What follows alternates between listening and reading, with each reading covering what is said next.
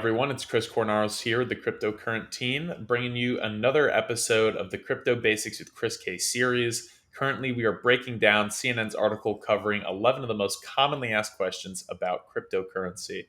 The last video covered whether Elon Musk's influence is a problem, and today we are going to be covering an even more important question, I'd say, which is could governments ban crypto? But before we dive into the meat and potatoes of today's content, I do want to remind y'all that if you like today's video, it really would help us out if you could leave a like on the video as well as subscribe to the channel. It helps us get a jump on the algorithm, but also helps us get a jump on what you want to see next so that this can be your one-stop shop for everything crypto news and education related.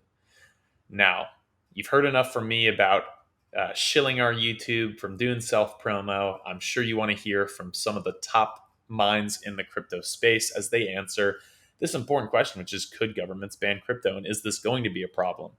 Up first, we have Vitalik Buterin, one of the Ethereum co founders, and he gave a pretty interesting answer, I'd say, which is that blockchain inherently is censorship resistant. Rather than let me kind of fumble around explaining what I think about that, I'm just going to pass things off to Vitalik as he explains what he means by blockchain censorship resistant.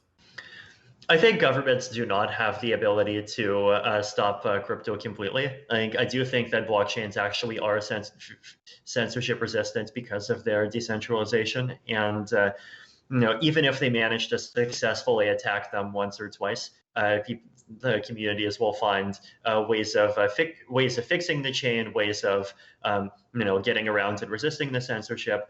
But that's blockchains themselves, right? I think blockchains becoming a mainstream thing that people use depends not just on blockchains, but also on infrastructure connecting blockchains to the real world. So one thing I mentioned is this ability to convert dollars in your bank account into cryptocurrency, right? Like if that does not exist, then for a lot of people, it just becomes much harder to use blockchains. So if regulators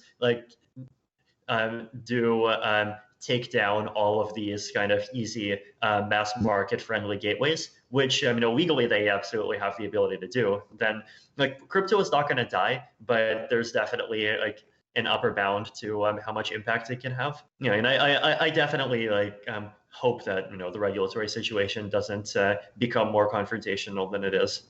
And we're back. I hope y'all found that really interesting and informative. I thought it was a unique take because it's definitely a kind of angle on this question that I haven't considered in the past.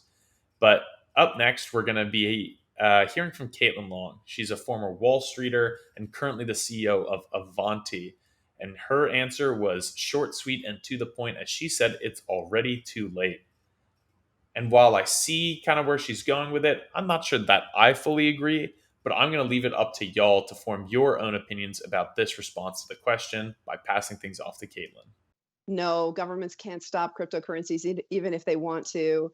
I know the folks that it's become a common theme among the detractors to say governments should ban cryptocurrencies. But the funny thing is if you look at the arguments that are being made, it's crystal clear that the people who are making those arguments do not understand how Bitcoin actually works. If the governments wanted to ban Bitcoin, they probably could have done so back in maybe as late as 2013. But the network has become so decentralized. It's running on thousands of nodes in more than 100 countries in the world. It's running on satellite. It's running on even ham radio. There was just a transaction that was bounced off the moon. So even if the internet goes down, the Bitcoin network will keep operating, not at the same pace that it does today, but it's way too late for governments to ban Bitcoin. And that's why I think what you're seeing is the government response in general is to regulate it and tax it, but not to even to try to ban it. They know that won't work.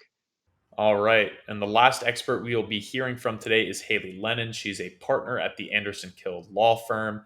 And she said that whether governments could ban crypto or not, this question in general, whatever form it is asked in, is a very common narrative in FUD, which stands for fear, uncertainty, and doubt, which is a tactic used a lot in media and public relations to kind of create doubt, right? Create a sense of unease or fear about something, right? And if you don't know that much about it, and crypto being one of those things that many people know nothing about, let alone something, it's very easy to kind of cast fear and doubt. And the easiest way that a lot of people have found is to just say, oh, well, you shouldn't own it because the government will ban it, yada, yada, yada.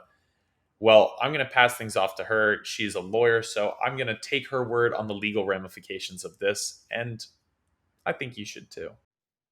No, I think that is another sort of fear narrative that people listen to. I mean, there are attempts by other governments. I mean, there's been talks of India, China trying to ban crypto, Bitcoin, or certain activity around it. But at the end of the day, Bitcoin and cryptocurrency are functioning outside of any sort of government control, and that's what makes it powerful and amazing, and that's also what makes it feared by some.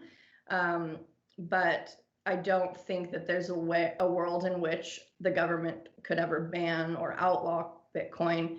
What they can do is stifle innovation by having too much regulation on the space.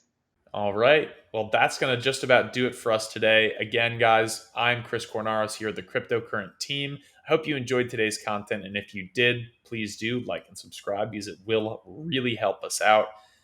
But until next time, I hope y'all are staying crypto.